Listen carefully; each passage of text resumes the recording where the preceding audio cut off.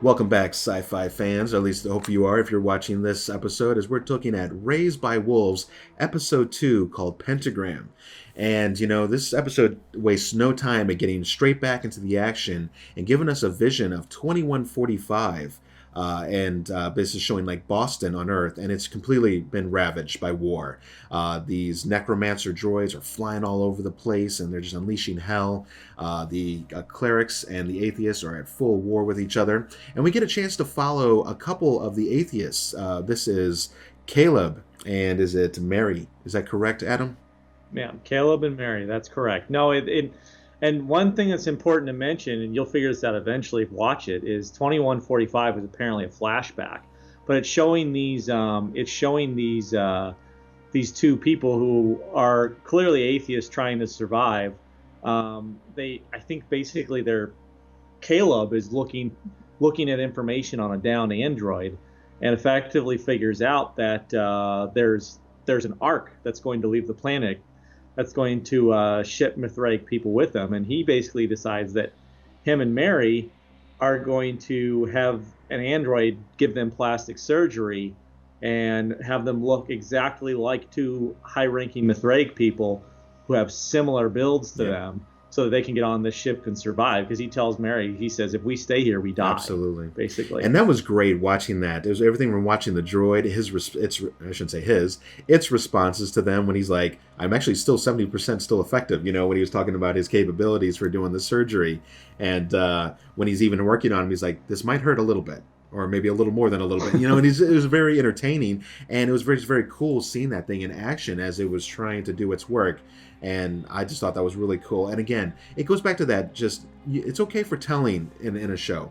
Showing is very important too, and remember when we talked back to Dune, Adam, about all that technology and things they were trying to show? Now, mind you, we're so much further into our future where we can actually do great jobs at showing this cinematically for the audience, but within moments you feel like you're just emerged into this world, and it makes sense. Yeah. And I feel like the part of the reason the telling here is okay is it would make sense. It's in character for an android to say, actually, I can still do that. You know what I mean? Yep. Like all but the most, and there are probably even awkward people who would say the exact same thing. So I think that's part of why it works here. Right. But no, it's interesting because they do eventually, they do eventually go through the surgery. They've got their face kind of wrapped up for a couple weeks. Yep.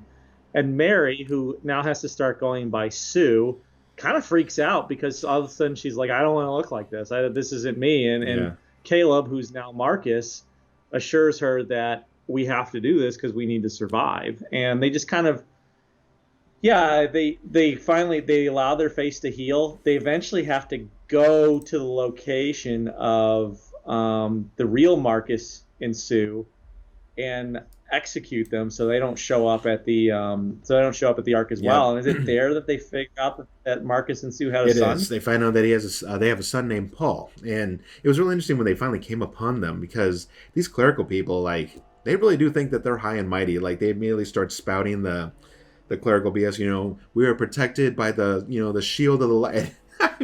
They waste no time. They plant both these two just down, a couple bullets to the chest, and it was just like, damn, Debo, just took him out. But they do find they have a son, Paul, which, again, they both kind of start freaking out a little bit more, I think, Sue, or at least the new Sue, if you will, than Marcus, because he's just trying to put the big picture together, what they have to do. And he's about the mission, which is now to get on this ark, because it's either get on or die. So let's go ahead and fast forward it to, they do get to Paul. They are able to get onto the ship, and they start making their way towards Kepler 22b. And again, this is all flashback of what's to come. Kind of flash forward to the present time on Kepler 22b, and Mother, for whatever reason, decides that she's going to take the processor out of one of the android that she defeated at the end of episode 1, and put it back into Father and revive him. And she kind of has to. She kind of has to come up with a story about how it all happened, but bottom line is father's now back and he's now serving the colony again, I can't and suddenly they have six I children again. can't help but just think real quick, Adam, when, like, if the show snapped, if women could go back, it'd be like, huh, maybe I didn't really mean to kill you, honey. Here, just take this processor and let's just get back to the way things were. I mean, that's really what she does. She kind of pulls this 180, kind of like, okay, everything's fine. I have my 6 children again. Father, I need you to get back up. Here's your processor, Right. Oh, man. Well, maybe she kills him and he's like, you're putting the colony in danger by letting this Mithraic arc know we're here. But now that she's basically taken care of it, she's like, no, I can use you again. Right. Yeah, you can be useful again, or at least you could try to be useful. Oh, man. So she has the 6 kids now, which comprises of, Seer. There's a young black male who's apparently his father is someone high in the ranks or whatever, and his name's Hunter. You have a little one named Vita. There's another, I think, Indian, Arabic kind of one. I think her name's Holly. And then you have Paul, which he's kind of front and center because he is the son of Marcus and Sue? Sorry, Sue. That's correct. So We have the kids, and so they're very unsettled as they've been kind of ripped out of their world, and now they're basically being forced to have no religion. They have to give up their pendants, and they're trying to conform to mother's, style, which, obviously is not easy. I think it wouldn't be easy for anybody to just uproot and have to, relinquish your faith. Right, and I think they all struggle with it on some level. I think Hunter is probably the one who struggles the most because I feel like he was probably one of the older of the children. He was very well respected. He was high ranking, so I think that he was probably in a situation where not only was he strong in his beliefs, but he was very comfortable. And now he's in a situation where everything he knew he has to give up. Right. I think he probably didn't really. Not only does he not believe it, but he probably didn't even really see the benefit. Interestingly enough, the one who does kind of warm up the quickest is Tempest, and I didn't know if you wanted to go into that a little bit. We might as well. So we get a big drop on this one. We find out that Tempest is actually pregnant, but not exactly from her will, and she is very traumatized by this event as we find out that a high member, ranked member in the clerical whatever union or whatever, he's like second in command even, basically decided to wake up during the hypersleep and basically have his way with several women during the hypersleep, totally against their will. And she pretty much woke up pregnant and violated. And wow, talk about, no good.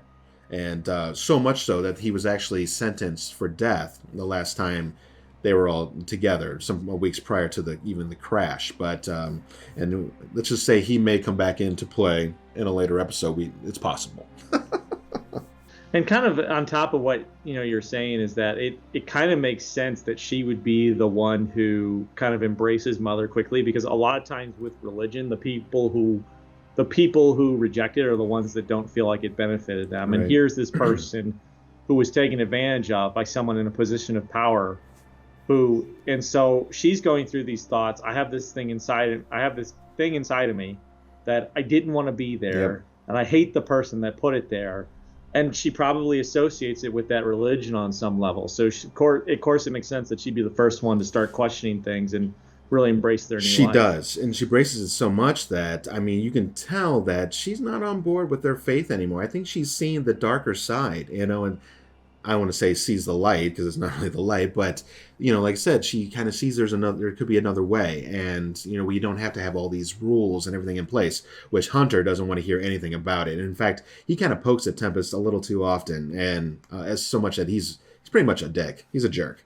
But all the same, they, mother and father do their job best to try and, squell the altercations as they happen. And we see Campion also, I want to mention, he's getting more and more defiant of mother and father too. He's mad at mother because he saw what she did by crashing the ship and taking the children, and just seeing a whole nother side to her. Plus he's in his young teenage years, or at least becoming a young teen, where you're just, everything, right? Everything under the sun, and you're right and they're wrong, and you're not my mother, you're just an android. And he doesn't mean those things. He's just angry, and he doesn't understand, and he's confused. And let's face it, he has nobody else really to share those feelings with, and he can't even really trust father, because at one point, father reveals that, that he knows where mother's eyes are, and that he'll take care of it. He'll keep her under control, but he doesn't. And again, this betrays Campion's trust, and he just can't fathom it. He can't understand. I don't know if we mentioned it or not, so I'm going to go into it. Yeah, early in the episode, Mother actually removes her eyes and replaces them with the android's eyes. And the reason is she manages to figure out that the eyes are the source of her power, which explains the blindfolding at the end of episode one. But yeah, Campion, I think Campion, not only is it him growing up and realizing that mom and dad don't know everything and trying to figure out how to reconcile that, but there's also, like, I'm sure, Mike, you as a parent are aware of this on some level. It's like who are your children most influenced by outside of the family? It's their peers, the people they hang out with. And suddenly Campion goes from being alone with only his mom and dad to having 5 children around him, much closer to him in age, even if they are far, little bit of a spread. And so he starts thinking more about what they like than what his mom and dad like. And it's almost this kind of, I think there's this little bit of a, how can I be cool in front of my new friends kind of thing. It's like, well, if I show up mom and dad, that'll show my new friends how cool I am. So I think there's a little bit of that going on. There's totally. And if you really look at it, this show plays on a lot of things that happen in our world every day. It's things that are literally right in front of your face, but yet we're blind to them at times. Some parents don't think, I don't need to watch for my kids or who they're hanging out with. They're just kids. They're fine. Are they? And and by the way, I tell you, you're wrong, completely wrong as a parent. Go ahead and try and battle me on this one. Get into the comments. I dare you. But go ahead. But the point is, though, I love how this show kind of takes on real world issues, even in the future. It all still makes sense. It's all still relevant. And you're right. The peers can be just as dangerous as Campion starts to kind of become, in some ways, heading towards the believer style. But again, Father even talked about this too at one point too, saying, with every loss of the child, Campion is, he's reverting to even more of a believing system, because he just, you don't know how to deal with it. And that's understandable. And I think it's a way for him to try to extract meaning from something that, I think it's, like you said, it's really hard to watch, the only people you ever knew around you, they're your family and they're the only people he ever knew, and suddenly they're gone. And so I think he's looking for something else to cling to. And here's this group of people with all these new ideas, and he's just soaking it in. It is. And as a child, that's what you do. I watch Mason too. He just soaks it in, and he can remember things on a quip real easily. But it's like, because your brain hasn't been exposed to so many random BS things. You're not clouded with all this junk. So it's cool. It's cool watching them grow up and how they quickly grasp onto certain things. But, so as we don't get this episode to get too long, so let's just hit off on the last major thing that happens. So, things get intense here towards the end of episode 2 as something is scouring their camp, and it looks like it's some kind of weird animal creature, not friendly, and quickly, Mother has to get to her necromancer eyes. She goes to find them, and they are not there. And she looks to Father, of course, thinking, Father, you're betraying my trust again. He's like, no, I didn't take them. And then he's like, Campion, and they're running in there. And I love how Father was finally, and I'm going to say laying into, and I don't mean beating, but I mean, he was like, he grabbed him, and he goes, Campion, where are those GD eyes? Where are they? And I love that, because I think they've been just coddling this boy for so long, like, until they need to get harder on him. And Adam, you talked about that too, about fathers versus mothers, tough love versus the nurturing. It's an interesting mix that both androids have clearly been programmed to instill these protocols, if you want to call them that.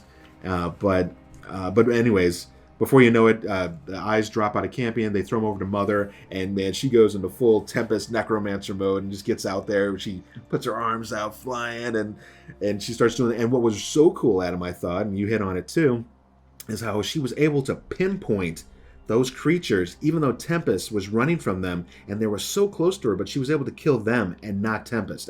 Within feet. Yeah. Clearly a highly trained killing machine, or highly programmed killing machine. I guess I don't know. I don't know if you need training if you're an android. Maybe. But yeah, no, it. And you know what? I would say yes. It kind of makes you feel safer and scared at the same time, because you're like, wow, she's so good at killing. Right. But at the same time, well, at least she's protecting the colony, right? She is protecting the colony, but as she does these things, it keeps pushing Campion further away, because he never actually gets to see the true event happening. He didn't understand the context when she took down the Ark. She doesn't see the context when she was killing off these animals, which Campion has a lot, if in fact too much empathy. And so How do you explain that to a young boy? And he wants to see the proof, and there's no proof to be had, which we'll play into, I think, when we get into future episodes. So, yeah, guys, I mean, the show continues to impress. The landscapes are awesome. Cinematography is amazing. I'm glad to see Father back in action because I really like his character, even though his jokes are horrendous. Yeah, that's part of his charm. Yeah, it is part. That's a dad joke, it is right? totally part of his charm, and I think it's great to see. I don't want to see just these robots walking around, whatever. So thanks again for joining in. We are going to talk episode 3 here. It'll be out probably just within a day or two tops. Adam and I are on a rampage trying to get through these, so make sure to come back out, like and subscribe if you are enjoying this content, and we will see you basically at the next Raised by Wolves review. Yeah, see y'all next time.